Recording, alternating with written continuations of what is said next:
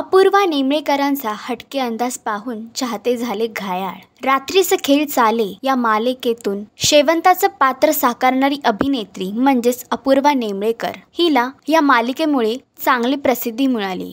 या मालिकेमुळेच ती घराघरात पोचली। ती सध्या स्टार प्रवाह वाहिनीवरील प्रेमाची गोष्ट या मालिकेत खलनायिकेची भूमिका साकारत आहे। अपूर्वा नेमळेकर हिचा चाहत वर्ग खूप मोठा आहे। नुकतेच इंस्टाग्रामवर तिने विंडेज लुक फोटो शेअर केले आहे। काळ्या रंगाची साडी आणि मोत्यांचा हार घालून तिने असा हा ग्लॅमरस लुक केला आहे।